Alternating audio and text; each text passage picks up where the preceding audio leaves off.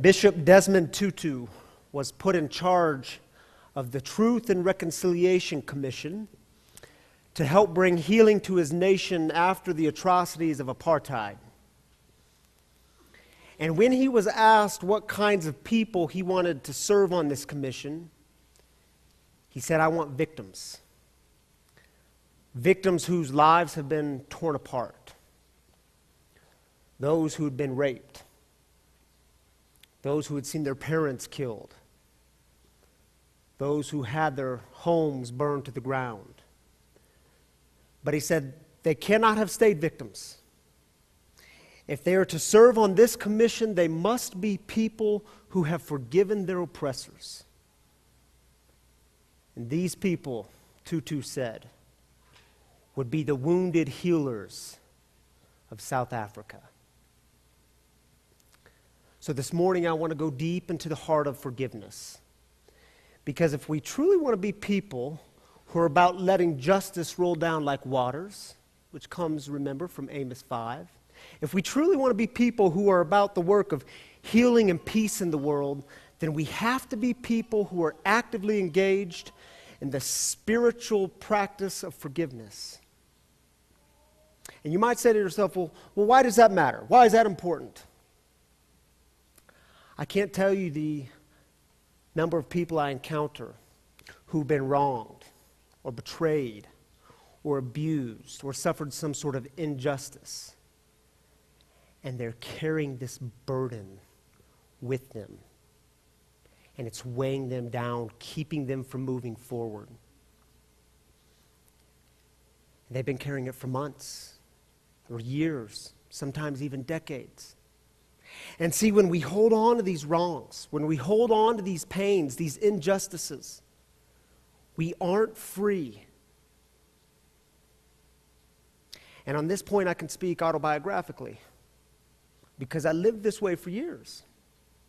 In fact, most of my 20s were spent hanging on to this thing, seeking revenge, saying things like, oh, I know what I need justice, and always confusing justice and revenge.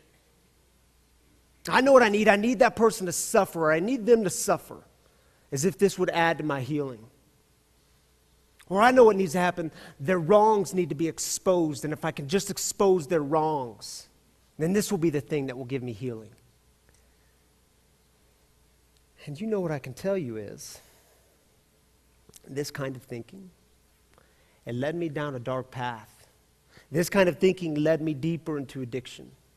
This kind of thinking robbed me of my joy. It kept me from moving forward in my story. And what I can tell you is, in my experience, it doesn't work. Hanging on to that stuff, it doesn't work. Because not forgiving someone is like letting that person live in your head rent-free. And you're worth more than that. Your life is better than that. And see, the irony in the whole thing is, I longed for freedom. And I would have told you, if you'd asked me back then in my 20s, I would have said, yeah, this is about my freedom. Oh, I need that justice. This is about my freedom. I need that revenge. I need to get them back. This is my path to freedom. Man, I wasn't free. And see, if you're sitting here this morning and you're saying to yourself, no, man, you just don't understand. I will never forgive that person. I will never forgive those people or that institution. And if you knew what they did to me, you wouldn't forgive them either. I get it. As much as my experience will allow, I get it. But I've still got to ask you, do you want to be free? I mean, really, do you want to be free? And see, it's like over and over God was asking me, man, you want to be free? Come on, Ryan, you want to be free? Then you have to forgive. You have to. Now, what I've noticed is, when we get in conversations that have to do with forgiveness, we have to do some reimagining. Because all of a sudden, what happens when we get in discussions about forgiveness is we start to come up with some really bad ideas. really bad advice, ideas and advice that actually does not lead to healing. It actually creates more harm in the world. And so we have to do the hard work together of reimagining what forgiveness is.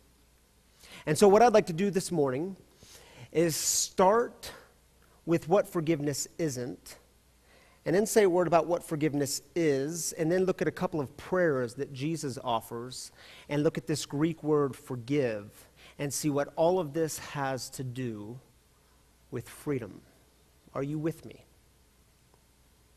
All right. First, what forgiveness isn't. And by the way, I should tell you, earlier in the week when I was going through this, when I was preparing, I had a whole long list about what forgiveness isn't and what forgiveness is, and I was going through it with my wife, Tammy, and she says, yeah, that may be all good and true, but that's way too long. You've got to simplify it. So, 2 sentences about what forgiveness isn't. Forgiveness is not dependent on the actions of others. It is not condoning what they did, and forgiveness is not about forgetting.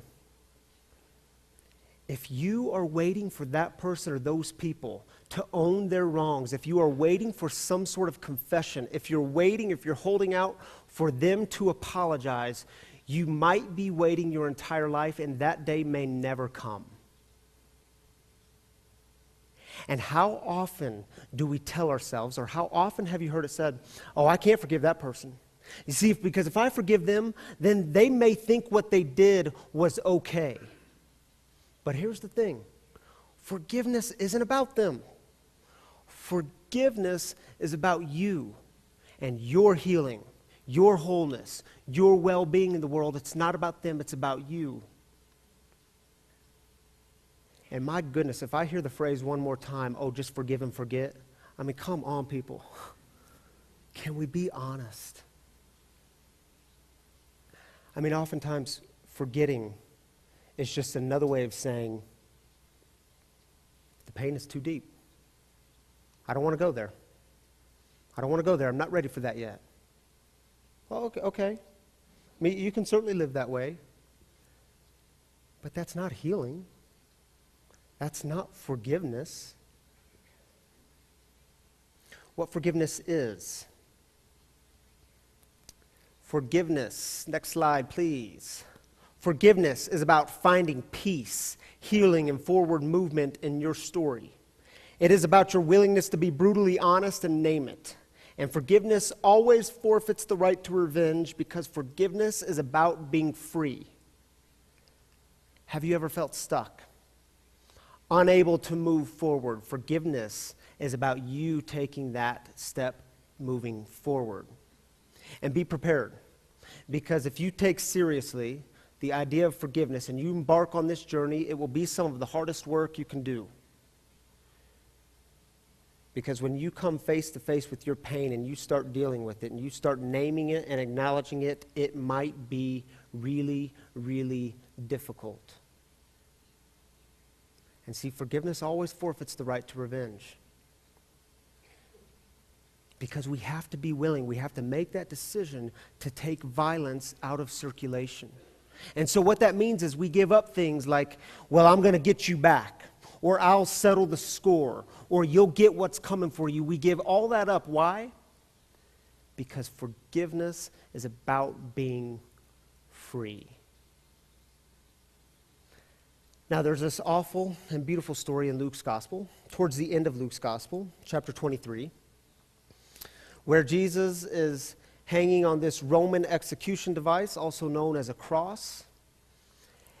And he offers this prayer in the middle of the story, and Jesus is dying, he's being crucified, and offers this prayer. And so I want to look at this story to see how forgiveness functions and to see how Jesus models forgiveness.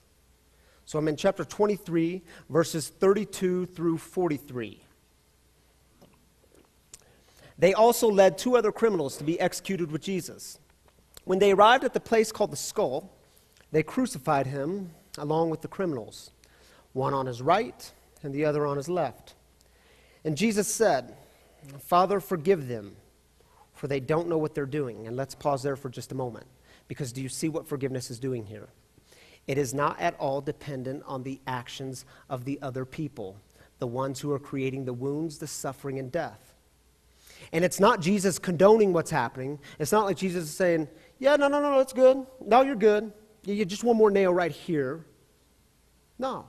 But Jesus also isn't going after revenge, because forgiveness is about his healing, his wholeness, his moving forward in the story, even in the midst of death. Let's keep going. They drew lots as a way of dividing up his clothing. The people were standing around watching, but the leader sneered at him, saying, he saved others. Let him save himself if he really is Christ, sent from God, the chosen one. And the soldiers also mocked him. They came up to him, offering him sour wine, and saying, if you really are the King of Jews, save yourself. Above his head was a notice of the formal charge against him. It read, this is the King of Jews. One of the criminals hanging next to Jesus insulted him. Aren't you the Christ? Save yourself and us. In responding, the other criminals spoke harshly to him. Don't you fear God, seeing that you've also been sentenced to die? We are rightly condemned, for we are receiving the appropriate sentence for what we did. But this man has done nothing wrong. Then he said, Jesus, remember me when you come into your kingdom. And Jesus replied, I assure you that today you will be with me in paradise. Do you see the forward movement in the story? Who he is isn't determined by what they do.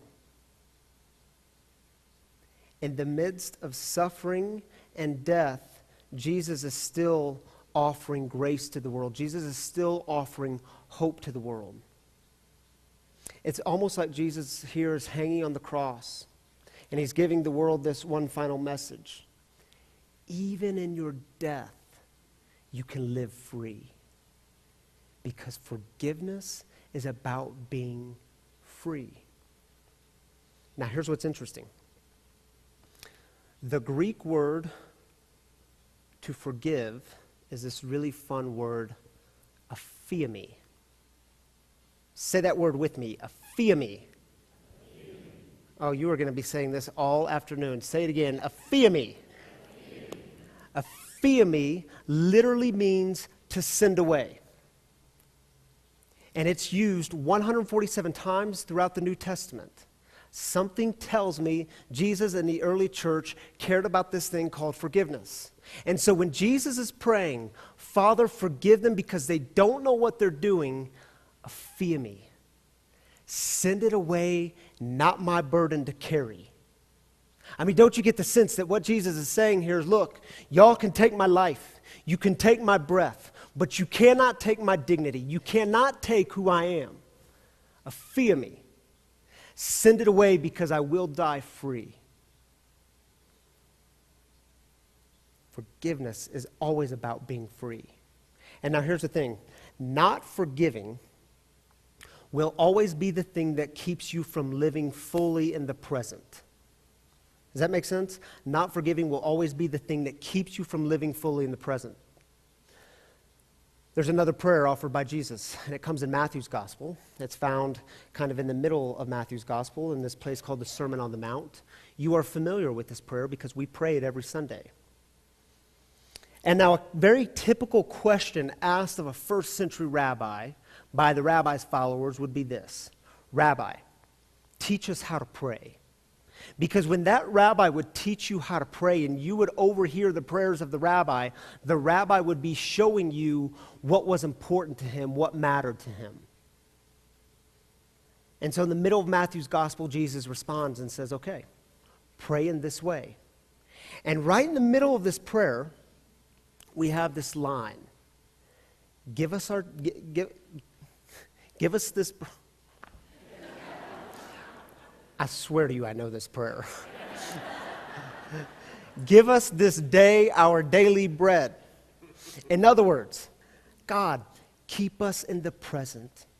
Keep us in the here and now. Show us the significance of this moment. I mean, do you notice what this prayer doesn't say?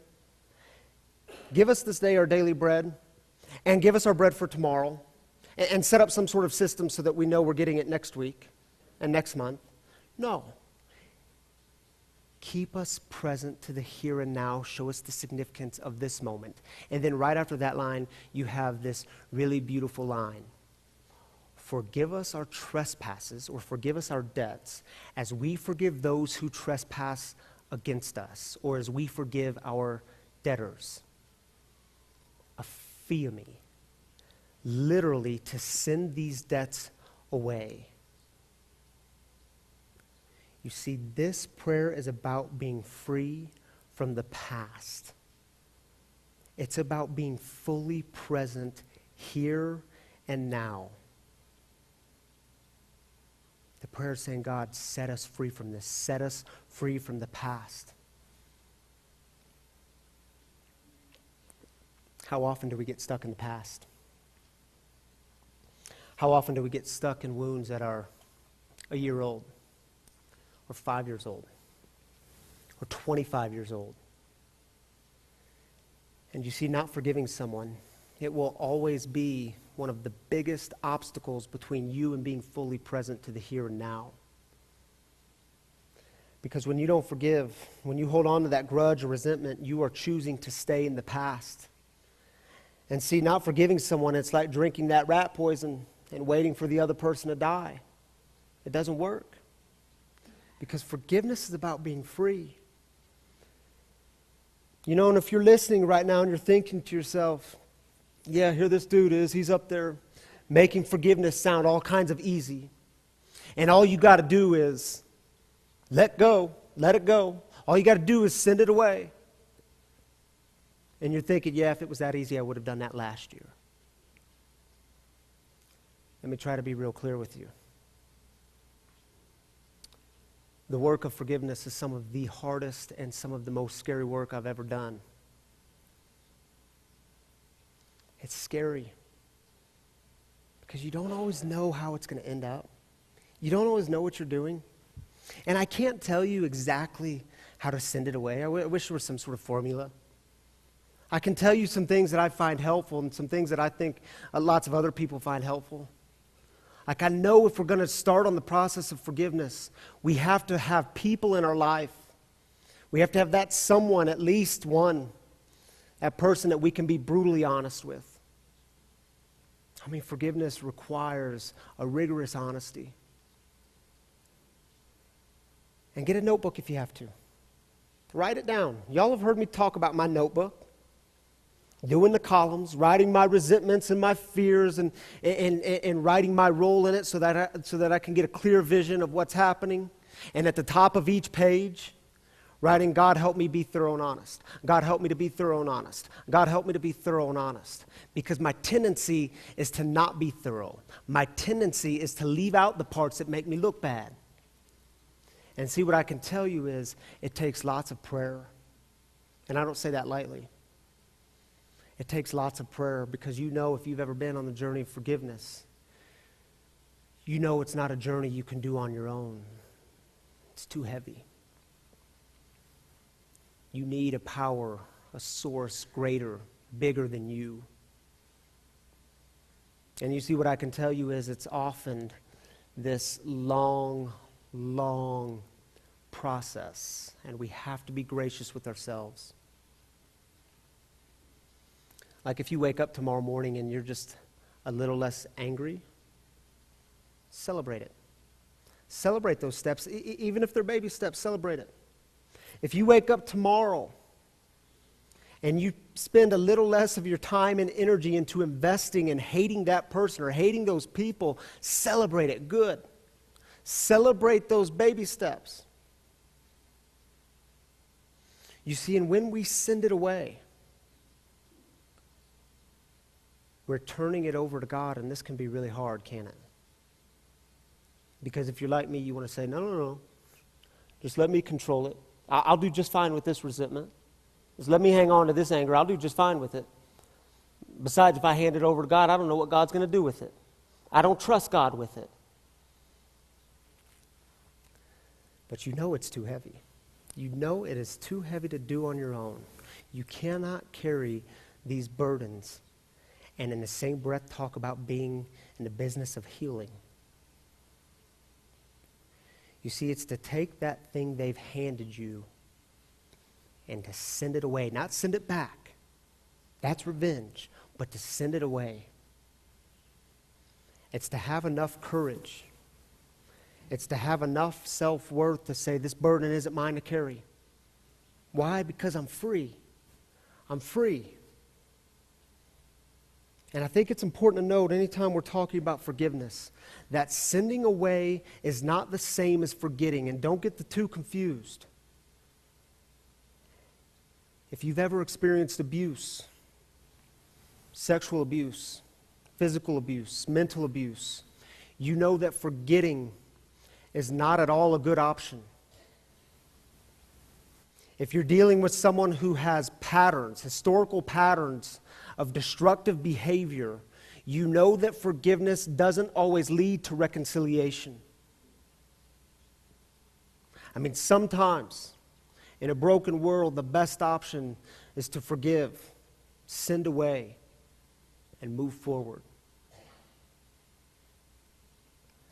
My brothers and sisters, is there anything you need to send away? Because you're stuck in debts from the past. And may I remind you, you cannot send that thing away without having named it. And maybe it's really ugly. And to think of this thing, it brings up all sorts of pain. But you see, this has to happen before you send it away. And this is why I think it's really important when it comes to forgiveness. It's really important to be brutally honest with it. And you know, I posted on Facebook yesterday. I said, I'm talking about forgiveness tomorrow. What's the hardest thing about forgiveness? So many people responded. This is obviously a tough subject. We wrestle with this. We truly do, right? We wrestle with forgiveness. And so many people said forgiveness of self. You see, maybe today you need to make peace with your story. That when you think about forgiveness, it's not about them or that other person, but it has everything to do with you. And you haven't been able to forgive the things of the past. My brothers and sisters, fear me. Send that stuff away so that you might live well with yourself and live well with others. You see, oftentimes the most important thing we can do when it comes to the process of forgiveness is to put a ritual around it. Because rituals mark good starting places and ending places. And so in just a moment, we're going to hear a song, and there'll be a video on the screen with images.